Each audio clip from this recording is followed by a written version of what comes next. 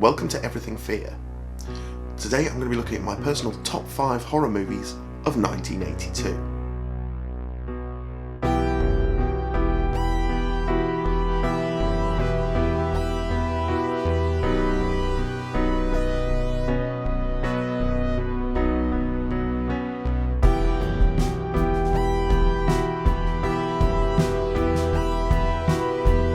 Hello and welcome to Everything Fear, your one-stop shop for all things horror.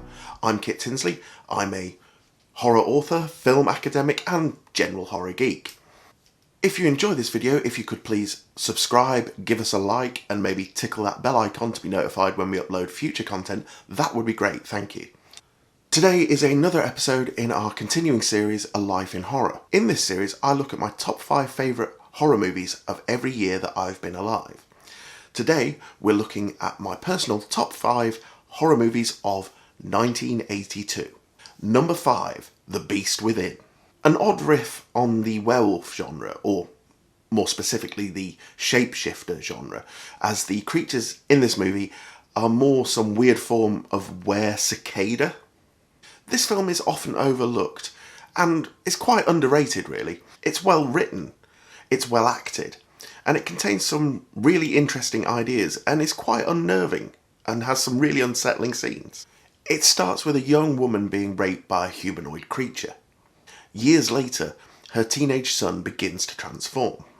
The story of a young man trying to uncover the truth of his origin whilst fight these horrific changes he's going through makes for a schlocky horror movie but with some real emotional weight. On the whole, a fantastically good and underrated horror movie.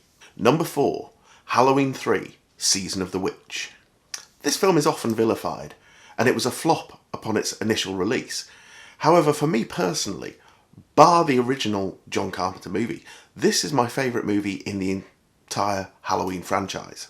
Carpenter never wanted to return to the story of Michael Myers. As far as he was concerned, that story was over in the first movie. However, the producers wanted a sequel quickly and wanted Michael in the sequel. Hence we got Halloween 2. Carpenter had always planned that a sequel would be a kind of anthology series, with each year a new horror movie coming out under the Halloween umbrella, being a completely separate horror story set around that holiday. But because Michael had appeared in the first 2 movies, his absence in the third movie annoyed a lot of people, and audiences wanted to see Michael Myers back. It's a real shame, as this is a really intriguing movie with some great ideas that really straddles the line between science fiction and supernatural horror. In the years since its release, it has gained quite a big following and more appreciation. It would be interesting to see what other films we would have got if this franchise had carried on in the original idea of an anthology series. We might have got some great horror movies.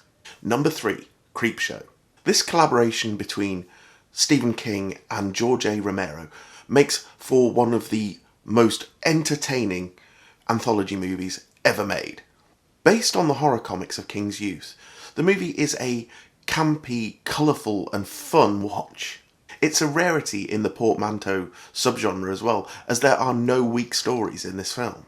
There are some great performances in this film from Hal Holbrook, Adrienne Barbeau, Leslie Nielsen and Ted Danson. And Ed Harris's disco dancing is something that has to be seen to be believed. Perhaps the worst acting in the film comes from King himself, who takes on the role of Geordie Verrill, a man who ends up covered in meteor shit. However, even King's over-the-top performance in this role is entertaining and adds to the campy fun of this brilliant movie. John Carpenter claims that he initially did not want to remake The Thing from Another World. However, when he realised that he could base his film more on the Saw short story, Who Goes There, by John W. Campbell, he changed his mind. What The Thing is a wonderful study in paranoia.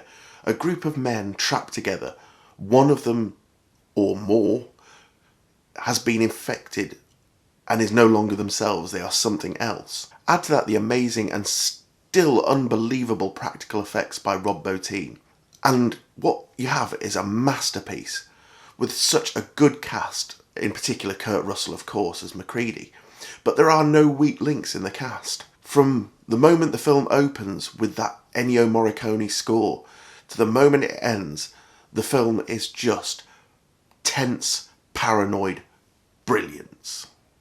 Number 1, my favourite horror movie of 1982, Poltergeist. One of my favourite horror movies of all time, and I still believe that it should be every kid's introduction to proper horror movies. Co-written and produced by Steven Spielberg and directed by the man behind the Texas Chainsaw Massacre, Tobe Hooper. The film delivers both a warm-hearted feel and genuine scares. The way the family are presented in the early part of this film really makes you feel for them and care about them. You can really relate to this family. The special effects in this movie are fantastic and very influential on Ghostbusters a few years later, which is my favourite movie of all time. For me, Poltergeist is one of those movies that is near perfect. It is about as perfect as any movie could ever get. Well, thank you very much for joining me. Let me know what you think in the comments. What was your favourite horror movie of 1982? And until next time, stay scared.